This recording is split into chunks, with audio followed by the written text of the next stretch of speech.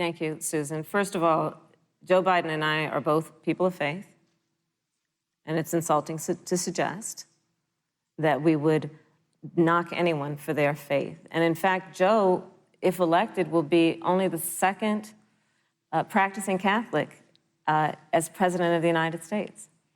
On the issue of this nomination, Joe and I are very clear, as are the majority of the American people.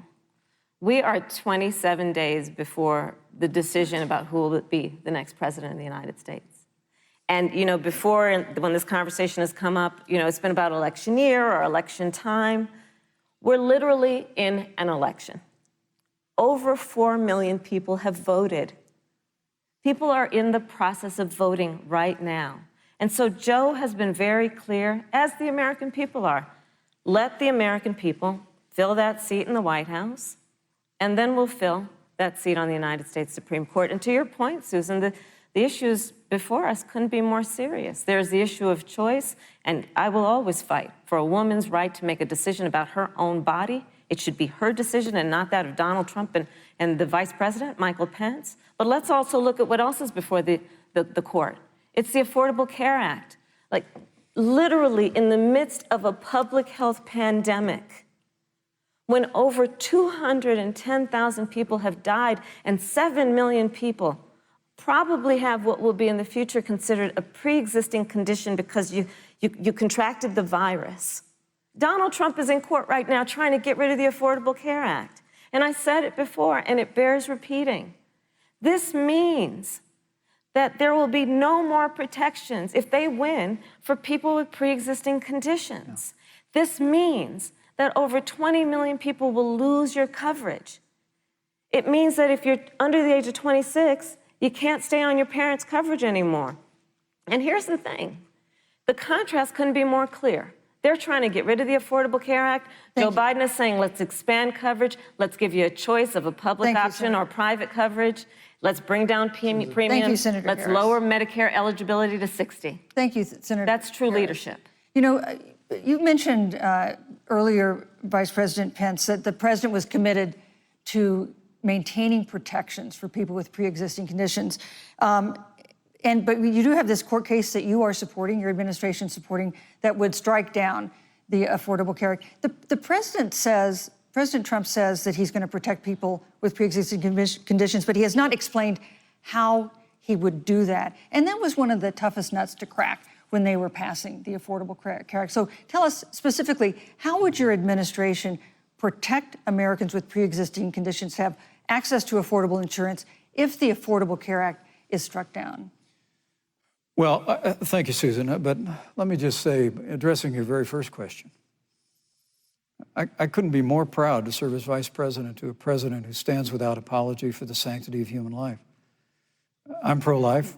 I don't apologize for it. And this is another one of those cases where there's such a dramatic contrast. Joe Biden and Kamala Harris support taxpayer funding of abortion all the way up to the moment of birth. Late-term abortion. They want to increase funding to Planned Parenthood of America. Now, for our part, I would never presume how Judge Amy Coney Barrett would rule on the Supreme Court of the United States, but we'll continue to stand strong for the right to life. When you speak about the Supreme Court, though, I think the American people really deserve an answer, Senator Harris. Are you and Joe Biden going to pack the court if Judge Amy Coney Barrett is confirmed? I mean, there have been 29 vacancies on the Supreme Court during presidential election years, from George Washington to Barack Obama. Presidents have nominated in all 29 cases. But your party is actually openly advocating adding seats to the Supreme Court, which has had 9 seats for 150 years, if you don't get your way. This is a classic case of if you can't win by the rules, you're going to change the rules. Now, you've refused to answer the question. Joe Biden has refused to answer the question. So I think the American people would really like to know, if Judge Amy Coney Barrett is confirmed to the Supreme Court of the United States, are you and Joe Biden, if somehow you win this election, going to pack the Supreme Court to get your way? I'm so glad we went through a little history lesson. Let's do that a little more.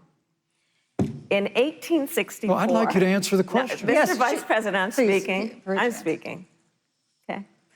In 1864, one of the, I think, political heroes, certainly of the president, I assume of you also, Mr. Vice President, is Abraham Lincoln. Mm-hmm. Abraham Lincoln was up for re-election, and it was 27 days before the election, and a seat became open on the United States Supreme Court. Abraham Lincoln's party was in charge not only of the White House, but the Senate. But Honest Abe said it's not the right thing to do. The American people deserve to make the decision about who will be the next president of the United States, and then that person can select who will serve for a lifetime on the highest court of our land. And so Joe and I are very clear. The American people are voting right now, and it should be their decision about who will serve on this most important body for a lifetime.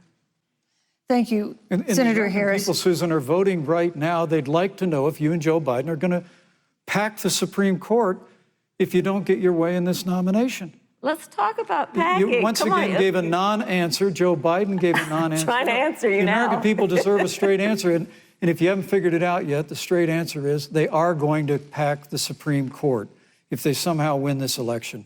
Men and Mr. women, Vice President, I got to I tell you, think people across this country, if you cherish our Supreme Court, if you cherish the separation of powers, you need to reject the Biden-Harris ticket.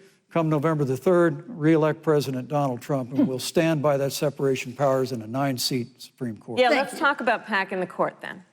Let's talk about the Please. fact. Yeah, I'm about to.